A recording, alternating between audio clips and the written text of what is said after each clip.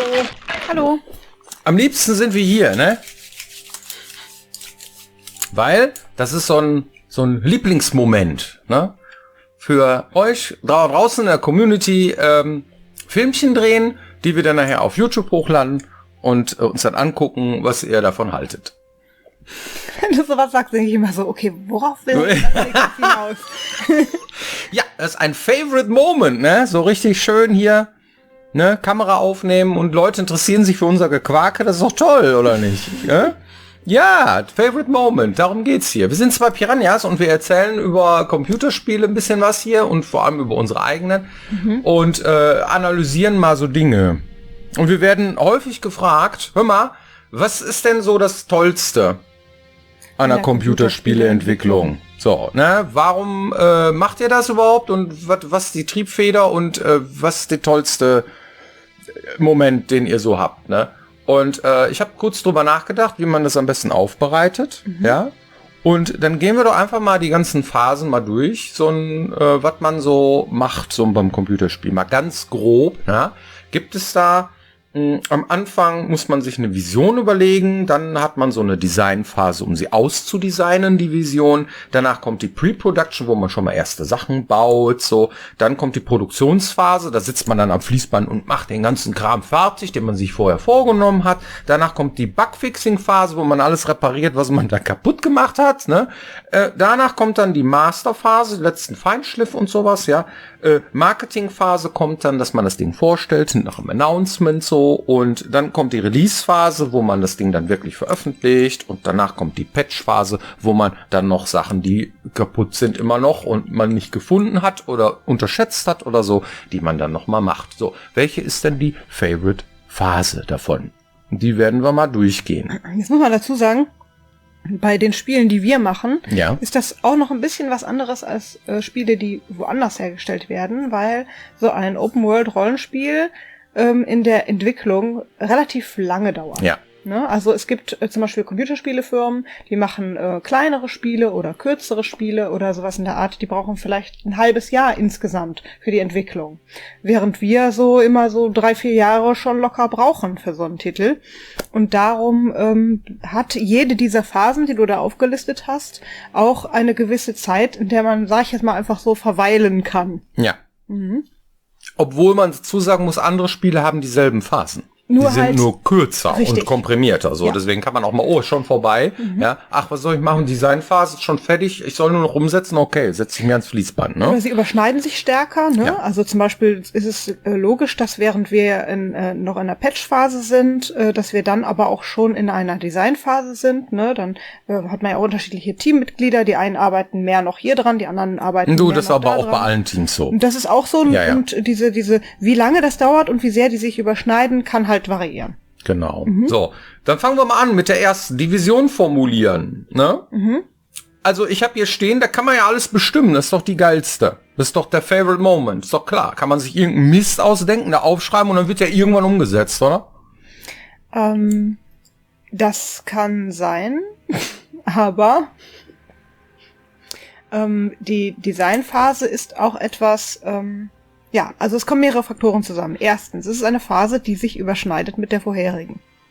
Das bedeutet, während man mit dem Kopf eigentlich noch hier hängt, hängt man mit dem Kopf schon da. Das ist eine Phase, die ist gar nicht wenig anstrengend. Außerdem kommt dann etwas zustande, das nennen wir liebevoll die 3-Monats-Koliken. Wie bei Babys, ja. Genau, das bedeutet, wenn man ein Projekt abschließt und ein neues anfängt, dann wird erstmal grundsätzlich alles in Frage gestellt. Rumgeheult, weil ich habe nämlich Blähungen, ja, wie in 3-Monats-Koliken, ja. Das liegt in der Natur der Sache, weil man ein Projekt beendet hat, an dem man sehr lange gearbeitet hat. Und wenn man dann ein neues anfängt, das fand ich auch irgendwie. Er hatte mir das erzählt, dass das so ist, als ich damals 2008 bei Piranha Bytes angefangen habe. Und ich habe gedacht so, was meint er denn damit irgendwie? Und dann habe ich das jetzt mehrfach selbst durchlebt. Das stimmt. Es gibt Leute, die sind dann auf dem Mond mit ihren Vorstellungen, man könnte doch mal... Es gibt auch Leute, die sind auf dem Mars. Die sind ganz weit weg. Die holst du auch nicht wieder, die sind weg. Es gibt Leute, die sind relativ schnell schon wieder auf Erde. Ja. Mit ihren Vorstellungen, was man als nächstes machen kann. Und da muss man erstmal irgendwie dieses ganze Wirrwarr einfangen, um eine Vision überhaupt zu formulieren, dass alle quasi wieder eingenordet werden und sagen, aha, da ist die Vision und da geht's lang. Und dieser Prozess ist sehr spannend, hochgradig flexibel und gut, langweilig finde ich eigentlich Spieleentwicklung nie. Nein, in keiner dieser Phasen. In keiner dieser Phasen, Nein. genau, deswegen ist das schon illegal, aber dieses Phänomen ist etwas, das empfindet man ja nicht so als, ich nehme jetzt ein weißes Blatt und denke mal an, was könnte man denn als nächstes machen, sondern man arbeitet quasi mit dem, was man hat, und das sind viele Gespräche, viel Team, viel, bis man dann Sachen sammelt und Feedback einholt und dann sich Kritiken nochmal durchliest, und diese Phase macht das dann im Großen und Ganzen aus. Eine spannende Phase, aber meine Lieblingsphase ist eine andere. Mhm. Das wirst du jetzt bei jeder Phase sagen, ja? So, wenn wir ja, ich werde natürlich gleich hier, ja. So, okay. Warum Vision? Vision, was macht man mit einer Vision? Die Vision musst du in ein Dokument schreiben, das nennt sich dann Pitching-Dokument, und die musst du dann einem Geldgeber klassischerweise vorstellen. Ja, da musst du pitchen. So, ja, das heißt also, eine Vision zu formulieren hat immer ganz eng damit zu tun, dass du es jemand anders verkaufen musst. Ja, du musst es das muss hieb- und stichfest sein. Es muss eine gewisse Strategie, eine Marktanalyse enthalten. Es muss irgendwie darauf gemünzt sein, für welche Menschen machst du das denn? Das heißt, auch die Zielgruppe muss klar sein und so weiter. Das sind sehr viele Sachen zu berücksichtigen, ja, bevor du diese Vision, die du davon hast, du musst ein Unique Feature bestimmen, ja, was hebt dich denn ab von anderen Spielen? Da musst du gucken, darf ich das überhaupt machen? Oder hat das sich schon jemand anders gemacht? Oder, oder ist das so? Das ist auf jeden Fall super anstrengend. Also super, ja, man kann machen, aber naja. Und wenn man dann die Vision formuliert hat, dann kommt man in die nächste Phase, in die Designphase, wo man eigentlich die groben, das ist wie beim Puzzle so, ne, man hat die ganzen Dinger umgedreht, man hat den Rahmen schon irgendwie, zumindest die Ecken schon mal gesagt, so muss das sein. Und jetzt musst du halt den Rahmen machen, damit du weißt, wie das Puzzle dann nachher aussehen soll. Ja. Da kommt die Designphase. Das ist doch eine coole Phase, oder? Da können sich alle hinsetzen, dann ist klar, was wir machen. Der Geldgeber hat gesagt, yo, go und so, und dann kannst du doch die ganze Zeit prutschen, dann schreibst du alles auf den Zettel und dann wird die Kacke einfach umgesetzt, oder? Finde ich auch tatsächlich cool. Die Designphase ist eine sehr kreative und schöne Phase. Kreative Arbeit bedeutet aber vor allen Dingen auch, dass man da viel den Kopf frei braucht und kreative Energie freigeben muss, ne? Bei uns hilft am meisten, dass wir uns irgendwie inspirieren lassen in so einer Zeit von dem, was andere machen, von dem, was man gelesen hat, gehört hat, gesehen hat und solche Sachen, um überhaupt Dinge ins Design reinfließen lassen zu können. Man ist nicht immer kreativ, haben wir auch schon mal eine Folge drüber gemacht, aber da kann man ein bisschen pieksen und gucken oder in Gesprächen mit Kollegen kreative Energie schon sich holen, sag ich mal. Und die Phase finde ich tatsächlich auch schön. Ja, auch schön. Ja. Ist das denn der Favorite Moment? Nein. Nein, ist er nicht. Warum nicht? Was ist denn das Problem? Ja, wir streiten uns wegen Details. 3 Monatskoliken sind dann vielleicht schon vorbei, vielleicht aber auch nicht. Das heißt, da gibt's einige Menschen, die dann halt den Glauben haben, sich irgendwie in den letzten 3 Monaten sich angeeignet haben, dass ein ursprünglicher Plan in ihrem Kopf stattfindet, ja, dass wir unbedingt irgendwie rosa fliegende Elefanten einbauen müssen, damit wir international erfolgreicher sind. Und das kriegst du diesen Menschen nicht beigebracht, ja, dass das nicht so sein muss unbedingt, sondern dass das halt eine Möglichkeit ist. Und wenn man unheimlich viel Zeit investieren muss, ja, um rosa fliegende Elefanten einzubauen, ja, oder wegzudiskutieren, dann ist das super anstrengend. Und dieser Mensch, der lässt sich auch ganz schwer überzeugen, weil er nämlich total Bock hat auf rosa fliegende Elefanten, so, ja. Da muss man immer gucken, von welchem Detailgrad reden wir denn gerade? Ja. Ist das jetzt ein Feature, über das wir reden, das essentiell wichtig ist fürs Spiel? Ist das etwas, was euch permanent begegnet, wenn ihr spielt? Ja. Also zum Beispiel, ich sag mal, das Schlimmste ist zum Beispiel sowas wie der Player-Kopf. Ja, das ist etwas, was man ständig sieht als Spieler.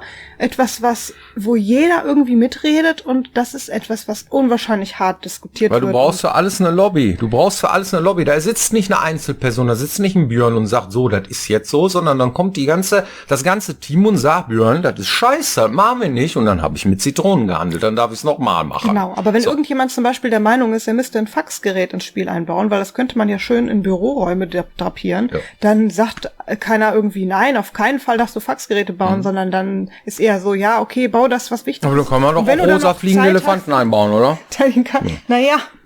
Die passen nicht ins Setting, ne, oder? Ja, die passen in kein Setting rein. Es sei denn, man macht irgendwie, keine Ahnung, Bullabü oder so, ne? Also, ja, passt schon irgendwie, aber nicht zu unseren Spielen so. Ja, das heißt, wenn einer so einen abstrusen Vorschlag, deswegen ist der so abstrus, das hat nicht wirklich jemand vorgeschlagen, aber ja, dann ist das schon echt, das ist zermürbend, ist das in der Designphase. Bis man dann mal das Design fertig hat. Ja, und dann bei diesen Ideen bewegt man sich dann irgendwie in beide Richtungen. Also bei den Sachen, die sehr, sehr wichtig sind und bei denen, die völlig unwichtig sind irgendwie. Und man diskutiert aber über alles. Ja. Und manchmal diskutiert man dann auch zu lange über Dinge, die eigentlich gar nicht so wichtig waren, weil man sich da halt rein diskutiert hat.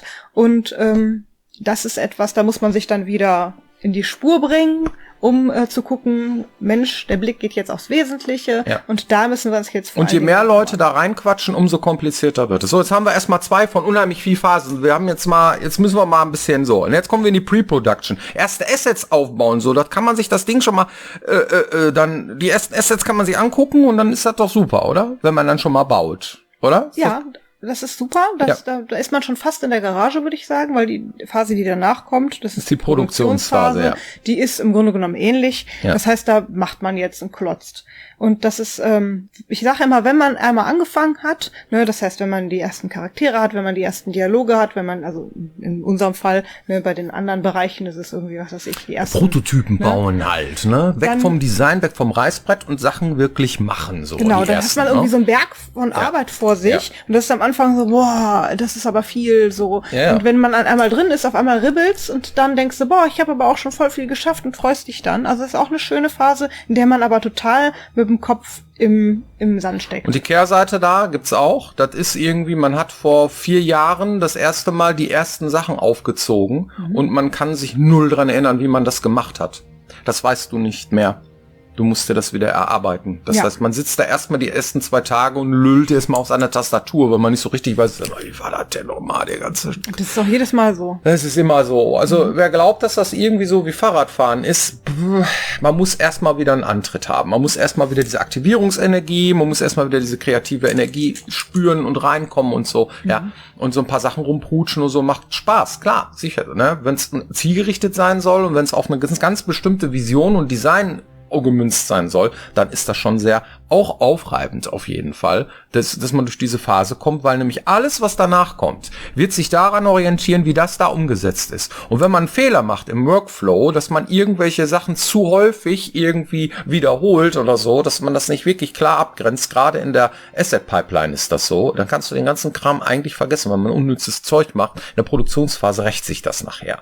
Ja, mach doch mal ein bisschen brauner, mach doch mal ein bisschen größer, mach doch mal ein bisschen kleiner, das geht nicht. Ja, warum nicht? Ja, weil unser Workflow so nicht funktioniert. Das kann dir dann passieren. Das heißt, du musst maximal flexibel sein dabei, du musst dann auch irgendwie, und dann kommt dann irgendwann die Produktionsphase, ja, wo du dann da sitzt und einfach nur noch stumpf irgendwie Sachen umsetzt. Da musst du nicht mal mehr nachdenken, oder? Bisschen. Die ist doch super. Naja, also es bleibt auf jeden Fall doch kreativ in die Arbeit irgendwie. Also wenn man jetzt irgendwelche Listen macht, aber es muss immer Gehirnschmalz reinstecken, wie du es jetzt umsetzt. Und wenn du auf dem Holzweg bist, musst du auch das erkennen können. Und dann vielleicht auch noch mal in die Designphase bei einigen Details rein. So, wieder zurück und so weiter. Ja. Das ist sehr kompliziert. So, und dann hast du dann irgendwie was gemacht und dann merkst du, es funktioniert irgendwie nicht, ne, weil du irgendwem das spielen lässt und dann sagt derjenige das Vernichtendste, was er sagen kann. Hör mal, macht keinen Spaß. Das geht gar nicht. Ja, wenn es keinen Spaß macht, dann ist es kein Spiel. Ja, dann kannst du zwar was fertig machen, aber es keinen Spaß macht, Kacke. So, es muss gut aussehen. Ist klar. So, ne? Und es muss nachher auch funktionieren. So, und muss fehlerfrei sein. Ja, ist klar. Das sind Grundvoraussetzungen. Ist okay. Verstehe ich so. Aber es muss auch Spaß machen. Und wenn es keinen Spaß macht, das merkst du erst, wenn du es baust. Nicht vorher. Auf dem Reißbrett. Und das ist gefährlich. Gerade in der Produktionsphase so, ja. Wo du Dinge baust wirklich und siehst, wie sie entstehen, das ist total toll, aber auf der anderen Seite merkst du so, ach, das ist es jetzt. Das ist ein bisschen wenig, da müsste eigentlich noch ein bisschen mehr, ne? So müsste eigentlich noch und so, dann ist dann so die Kehrseite der Medaille. Dann schlagen wieder 2 Herzen in deiner Brust und das über eine sehr lange Zeit, was die längste Zeit ist. Ja. Und dann merkst du einfach, wo es drauf hinausläuft am Ende. Bist vielleicht selber ein bisschen enttäuscht von einigen Sachen. Von einigen bist du total begeistert so und dann hält sich das immer so die Waage. Und dann versuchst du, dieses Ding fertig zu bekommen und kriegst dann auch noch Druck, weil der Zeitdruck noch dazu kommt und du musst fertig werden und die Milestones und ja, das ist die Kehrseite der ganzen Geschichte. Darum ist es auch nicht ratsam, irgendwie so, ja, ich lasse niemanden drauf gucken, erst wenn es fertig ist und so, sondern immer zwischendurch irgendwie den Kollegen drauf gucken lassen, zu gucken, bin ich noch on track, ist das noch cool, macht das noch Spaß, funktioniert das überhaupt? Das ist viel, viel hilfreicher und sinnvoller, als wenn man denkt irgendwie, nein, meins, ich zeig das jetzt niemandem und mach das jetzt erst, so wie ich mir das gedacht habe. Da hat man, ist es, naja, sag mal, das Potenzial, dass das schief geht, sehr viel höher. Dann gibt's die Bugfixing-Phase, da wird das ganze Team nochmal mit Sachen bombardiert, und zwar Feedback, von Leuten, die das Spiel dann regelmäßig und auch exzessiv spielen, Wir haben eine projektbegleitende QA, das heißt über 2,5 Jahre testen wir unser Spiel schon mal, aber dann nur in bestimmten Bereichen. Ja. Und am Ende, so in den letzten Jahr oder so, da wird alles nochmal gespielt von allen möglichen Seiten und so weiter, geguckt, dass das fehlerfrei wird und so weiter. Und dann prasseln halt sehr viele Bugs und Feature-Requests und irgendwelche Meinungen auf uns ein. Schon da, ja? Ja, das ist doch Kacke. So, ja, wieso? Ja, die Leute sind confused oder dies, das, ne? Das ist schwierig und das musst du dann lösen oder auch nicht. So, dann musst du dich dann hinsetzen, musst du wieder diskutieren. Ist das denn überhaupt wichtig oder hast du nicht gesehen? In der Phase kannst du auch wieder viel kaputt machen, weil auf einmal hast du irgendwie ganz anderen Drall reingekriegt in diese ganzen Dinge so, Und auch die QA muss immer wieder ausgetauscht werden, weil auch die werden betriebsblind nach einer Weile. Ja. Ne? Das heißt, die spielen das Spiel, spielen sie es nochmal und gucken dann irgendwie, und dann gucken die häufig auf dieselben Dinge. Und dann brauchst du jemanden, der das anders sieht und anders spielt und anders macht und die Dinge noch nicht kennt, um überhaupt beurteilen zu können, ob das für jemanden, der das neu spielt, überhaupt noch funktioniert. Ja. Ne, weil du brauchst ja schon irgendwie frische Meinungen dazu, ne? Sonst ist man vielleicht auch holzfähig. Ja. So, dann kommt dann die Masterphase, letzte Feinschliff, dann das ist auch super, dann bist du ja fast fertig. Das ist doch eigentlich die Phase, wo man sagt, so, das ist jetzt super, ist ja auch nicht, weil du merkst dann, du kriegst irgendwie Panik aufgrund letzter Änderungen. Das heißt, alles, was du da noch machst, kann potenziell wieder alles in den Arsch machen. So, da kriegt man Angst. So, dass man nicht irgendwie grundsätzlich da nochmal irgendwie mit dem Bagger durchfahren kann. Und man kriegt so langsam so die Erkenntnis, so, das ist es jetzt. Ich kann eigentlich gar nichts mehr großartig dran regeln. So, ne, also so grundsätzlich nicht mehr. Kleinigkeiten auf jeden Fall, aber dieses Grundsätzliche, es ist jetzt das, was es ist. Das macht man in der Masterphase. Ja, da designt man nicht nochmal neu, da fixt man höchstens. Da fixt man noch. Oder auch wirklich zum Laufen bringen, dass das dann auch noch Hardware geguckt wird und so weiter. Also, ist anstrengend alles. So, volles Rumgeheule hier. Nee, aber dann kommt die tolle Marketingphase, die anfängt mit einem Announcement, wo man dann Öffentlichkeitsarbeit macht, wo man eigentlich nichts anderes macht, als ein Spiel dann zu verkaufen, also den Leuten dann zu präsentieren und das ist doch super, oder? Ja, finde ich auch. Diese Phase überschneidet sich natürlich mit den anderen. Das heißt, während die Marketingphase läuft, die meine persönliche Lieblingsphase immer war, hey, wir sind angekommen. Yay. Überschneidet die sich im Grunde genommen schon teilweise mit der Produktionsphase, der Bugfixing-Phase und der Masterphase. Ist natürlich auch übers Release hinaus, weil man beides parallel tut, im Grunde genommen. Was ich immer besonders schön fand an dieser Phase ist, dass man nicht mehr nur in der Garage ist, sondern im Grunde genommen schon da gibt es schon was zu gucken. In dieser Phase sind Dinge halt so weit fertig, dass man sie vorzeigen kann. Das ist immer etwas besonders Schönes. Also man kann zum Beispiel schon vernünftige Screenshots machen, die nicht total Rohbau sind oder Filmchen erstellen, wo man schon sieht, wie das Spiel funktioniert. Oder im besten Fall vielleicht, wenn man gerade kein Corona hat, irgendwie auf irgendwelche Messen gehen oder sowas. Und das ist immer eine sehr schöne Sache, weil man dann auch schon in die Außenkommunikation geht und in die Interaktion. Und das fand ich immer hochgradig spannend, das zu begleiten.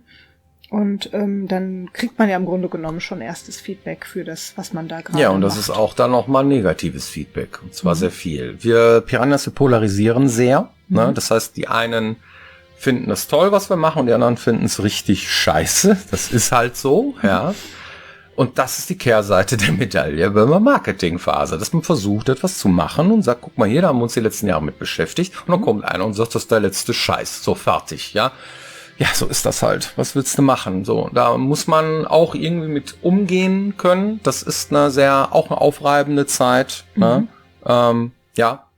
Meine Lieblingsphase ist das nicht. Ich mache gerne Marketingphase, aber meine Lieblingsphase ist irgendwo in der Mitte, in der Produktion, dass man tatsächlich Dinge tut und sieht, wie das Spiel entsteht und Sachen zusammenführen und dass das Ding irgendwie wächst und cool wird so. Ja, das ist meine Lieblingsphase, weil man da auch die meiste Ruhe hat. Weil das ganze Störfeuer, diese ganzen Dinge, die überschneiden sich in der Produktionsphase nicht oder selten. So, und darum finde ich das ziemlich gut, weil es sehr, sehr viel Ruhe reinbringt in den Laden. Ne?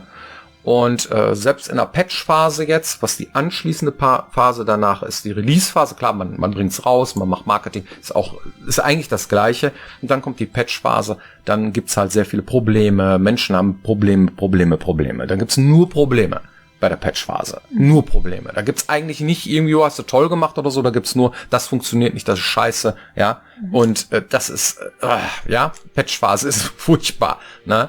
Wenn wir aber in der Phase sind, dann sind wir meistens auch schon in der Design-Phase des danach folgenden und das gleicht das irgendwie wieder ein bisschen aus. So, ne? Das heißt also, man muss schon in diesen aufreibenden Phasen, wo man tatsächlich irgendwie nur auf die Mütze bekommt und unangenehmes Zeug macht oder so, gibt's dann auch immer einen Lichtblick und das ist eigentlich immer ziemlich ausgewogen.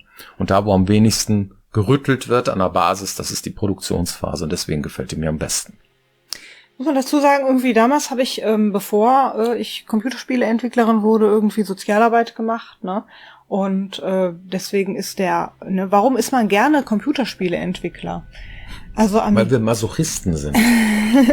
Wenn man die einzelnen Bereiche irgendwie, das macht man natürlich auch besonders große Spiele, aber das ist also der Beruf eines Sozialarbeiters ist natürlich ungleich undankbarer, muss man schon sagen. Ja, ne? Klar. Also da freut sich ja im schlimmsten Fall gar keiner darauf, dass du kommst und irgendwas machst.